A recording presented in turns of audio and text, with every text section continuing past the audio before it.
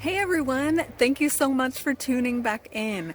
We're going to learn some fun stuff about the cleaver plant today, medicinal properties as well as why it is edible, and interestingly can also function as a coffee substitute. So let's get started.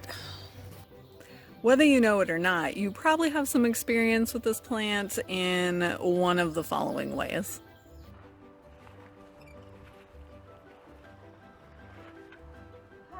What a beautiful day to pull some weeds. Oh my God. What is this? Oh, really?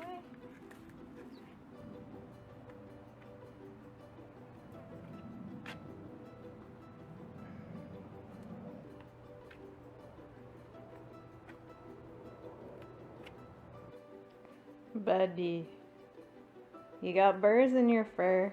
Let me get them. Come on. Come on. They're also known as goosegrass, gripgrass, sticky willy, Velcro plant, and a few other names.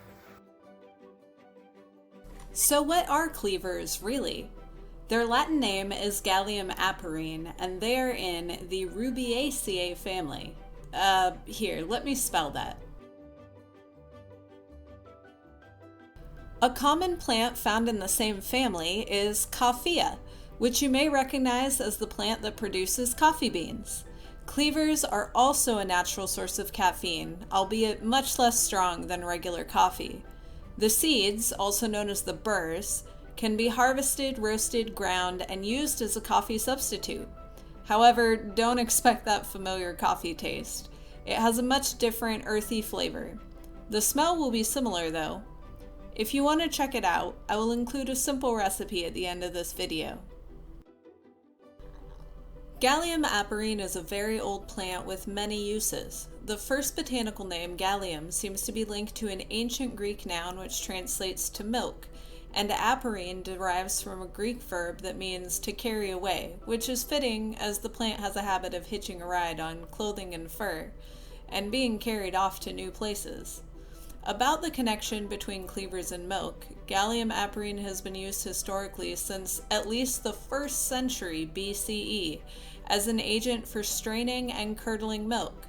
To this day, some places in Sweden still use this traditional process. Let's take a closer look and identify plant features. We can see that leaves grow in whorls of 6 to 8 along a single long stem.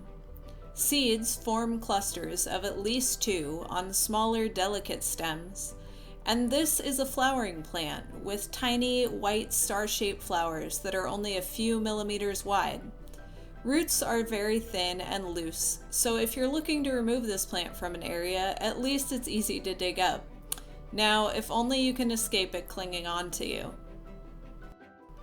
Every part of the cleaver plant is covered in small, sticky hairs.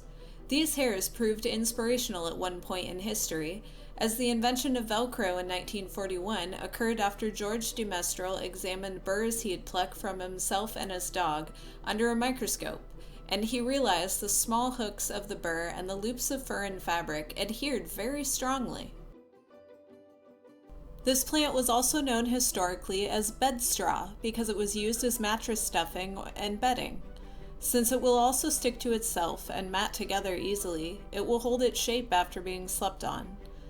I guess if you're in a survival situation where there's an abundance of this plant, you can create a soft place to sleep and make coffee, kind of, when you wake up in the morning. Partially due to caffeine content, cleavers are definitely a diuretic. They can be consumed raw, but the fuzzy texture can be rather unpleasant.